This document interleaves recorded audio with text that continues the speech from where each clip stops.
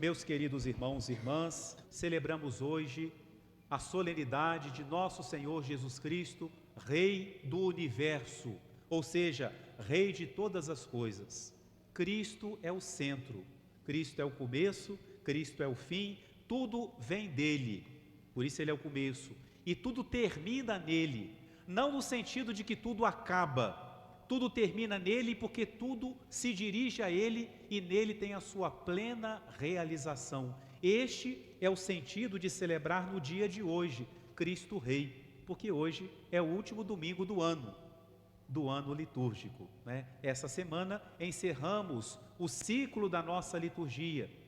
Vejam bem, desde o início, o que é que nos motivou no advento, e já vai ser semana que vem, a chegada de Jesus.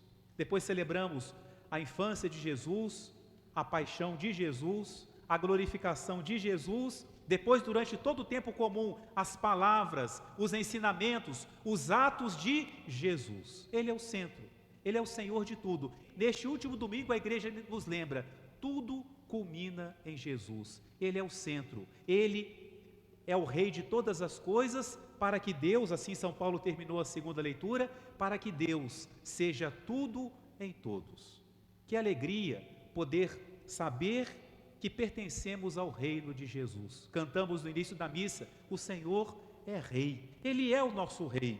Nós não somos órfãos, nós não somos abandonados, nós temos um Pai que é Deus e temos um Deus que também é o nosso Rei. Mas a liturgia de hoje, a igreja, através da palavra de Deus, nos mostra duas características do nosso Rei. Quem é o nosso Rei? Ou mais ainda, como é o nosso Rei? Como que Ele exerce o seu reinado? E a liturgia, né, a palavra de Deus usada, poderíamos dizer que divide em dois momentos. Jesus é sempre Rei, mas agora Ele é o Rei pastor. E vai chegar um momento que Ele vai ser o Rei juiz, e depois Ele será tudo em todos. Então, primeiro, o Rei pastor.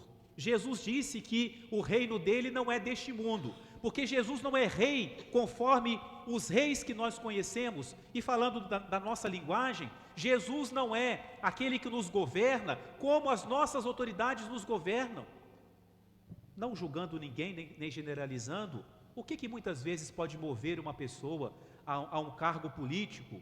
Não sempre, mas muitas vezes pode ser uma sede de posse e de poder, não sempre, mas há sempre esse perigo.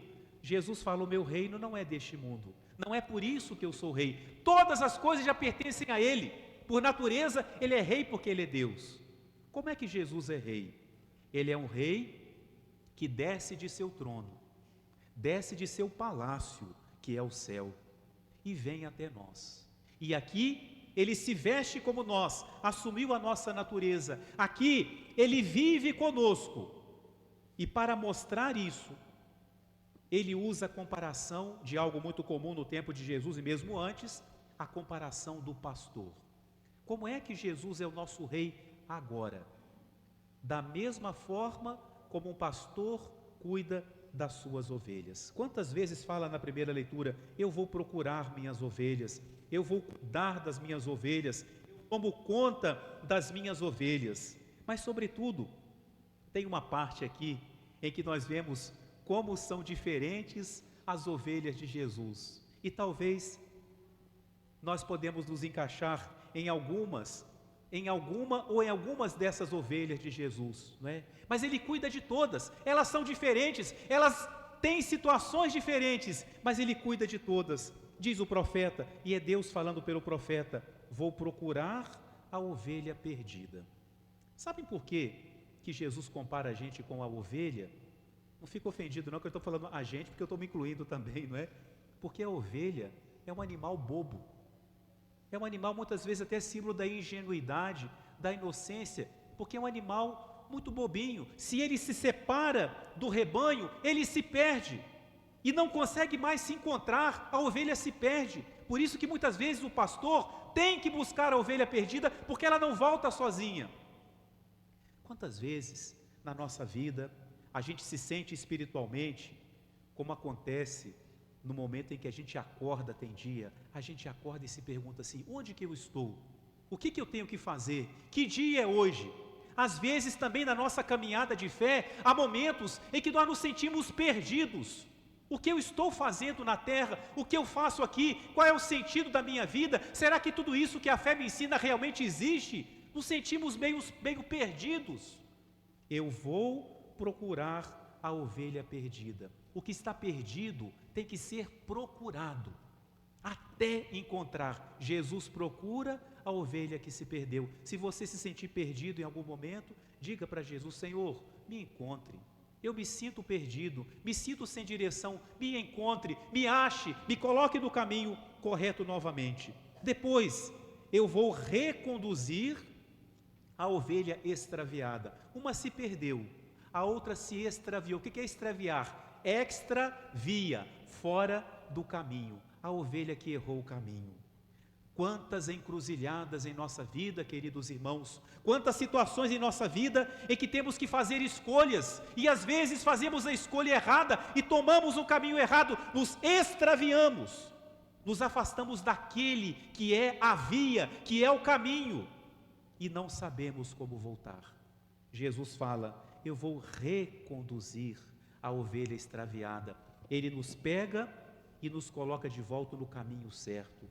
Quantas vezes também na nossa vida passamos por esse momento, erramos o caminho, não desistamos, não percamos a esperança, peçamos também ao nosso bom pastor: Senhor, se eu errar o caminho, por favor, me reconduza, me coloque de volta nos trilhos, me coloque de volta no caminho certo.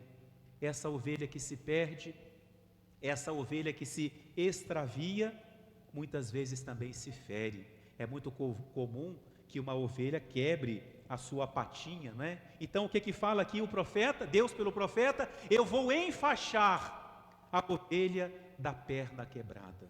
Quantas feridas na nossa vida, queridos irmãos e irmãs, quantas situações, às vezes provocadas por nós ou causadas pelo mundo, por tantas situações, somos feridos, quebrados, machucados, pois Jesus não é aquele pastor insensível, o pastor que olha para uma ovelha e fala: está muito ferida, está muito doente, melhor sacrificar, melhor abandonar. Não, o nosso pastor é aquele que enfaixa a perna quebrada. O nosso pastor é aquele que não quebra o caniço que está rachado. O nosso pastor é aquele que não apaga a chama que ainda fumega, ainda sai uma fumacinha, há ainda um restinho de vida. Ele sopra, ele devolve a vida. A perna está quebrada, essa ovelha ainda serve. Eu vou enfaixar, pode ficar uma cicatriz, mas eu vou enfaixar a ovelha da perna quebrada. Mas Jesus tem também umas ovelhas gordas, né? Eu vou cuidar e vigiar a ovelha gorda e forte. Vamos entender só espiritualmente, né? Mas é uma comparação bonita. Às vezes você se sente: eu estou me sentindo bem, estou tão feliz, estou na casa de Deus, estou vivendo a minha fé. Jesus também fica feliz com isso, é claro. E Ele quer vigiar para que as ovelhas gordinhas não se extraviem, não se percam, não se firam, mas se conservem sadias, fortes no espírito, fortes na fé, no caminho de Deus. O rei pastor. Mas esse rei pastor, que tem um cuidado conosco, que tem uma misericórdia imensa, que perdoa quantas vezes nós errarmos, Ele sempre nos perdoa. No Evangelho, Ele se mostra de uma outra forma. O Evangelho começa dizendo: esse pastor que desceu do céu, não é, e que se vestiu como nós, no Evangelho fala, acompanhado de todos os anjos. Imagine essa multidão, né? Acompanhado de todos os anjos, Ele se assentará no seu trono glorioso, porque Ele é rei, e Ele tem um trono de glória. Agora Ele se faz pastor conosco, mas no coroamento da história, Ele vai se sentar em seu trono glorioso. E nesse momento, esse pastor, esse rei pastor, será o rei juiz. E se nós olharmos agora as palavras usadas no Evangelho e as palavras usadas na primeira leitura, podemos até ser tentados de achar que não se refere à mesma pessoa, mas se refere sim, porque esse Jesus, rei pastor, que cuida de cada um de nós, de uma forma tão boa, tão misericordiosa, ele se torna um juiz implacável, quando se refere ao que nós fazemos ao nosso irmão. É isso que ele nos ensina no Evangelho. Jesus que é tão bom, Jesus que falou, eu vou procurar as minhas ovelhas para que haja um só rebanho, um só pastor. O que ele faz no Evangelho? Ele divide, ele separa. Aqui na terra não tem como separar, temos que conviver com todas as situações, mas o dia em que o rei for juiz, ele vai separar. E qual é o critério que Jesus vai usar para fazer separação? E aí, queridos irmãos e irmãs, são as palavras de Jesus. Ele vai separar os bons dos maus, os justos dos pecadores. Aqui na terra não é possível fazer isso, mas um dia ele vai separar. E qual será o critério que esse juiz vai usar? Qual é o código de leis que vai nortear essa separação? Tive fome e me deste de comer, tive sede, me deste de beber, estive doente, me visitaste, estive preso e foste me visitar. A maneira como Jesus fala isso é tão bonita, porque ele coloca os próprios justos perguntando para ele, Senhor, mas nós nunca te vimos, quando foi que te vimos com fome, com sede? E aí Jesus fala, cada vez que vocês fizeram isso ao menor de meus irmãos, foi a mim que o fizestes.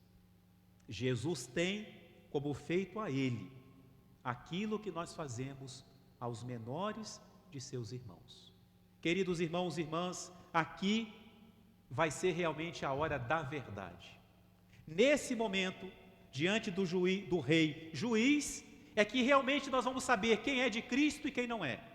E o que é que vai contar nessa hora? Ah, eu rezei muito, eu tinha uma fé muito robusta, não é? Eu usava minha fita, minha medalha, meu terço, tinha muitas devoções, ótimo, tudo isso é bom. Mas você amou o próximo? Você praticou a caridade?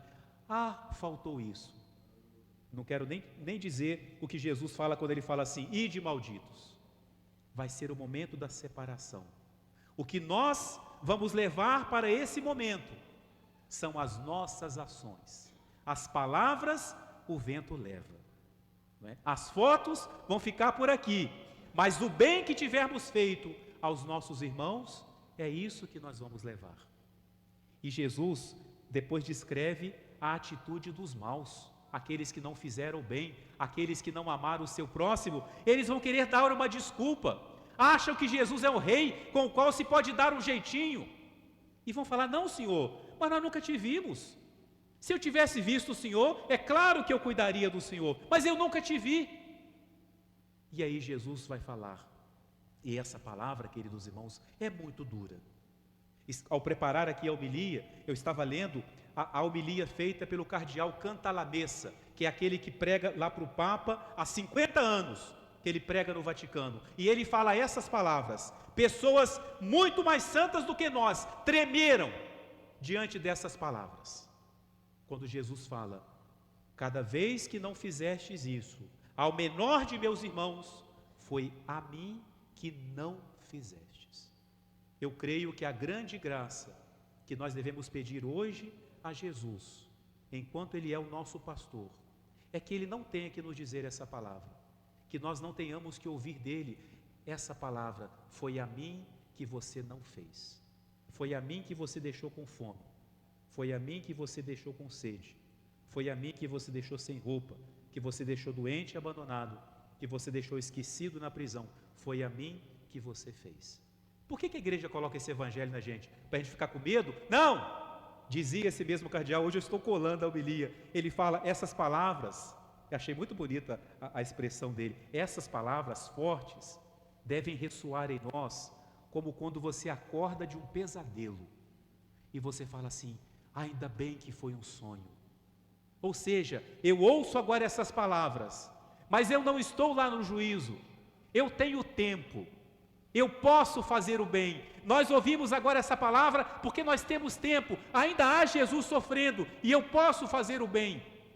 E é por isso que a igreja nos coloca essas palavras, para que aproveitemos esse tempo, ao concluir o ano litúrgico e ao iniciar o novo, que nós tenhamos no coração esse propósito de fazer o bem ao nosso irmão. Agradeçamos então, queridos irmãos e irmãs, todo o carinho, todo o amor que Jesus, Rei, Pastor, tem por cada um de nós. E peçamos a Ele a graça de termos um coração semelhante ao dele, para que nós também consigamos nos comover, nos compadecer dos nossos irmãos que sofrem. Amém.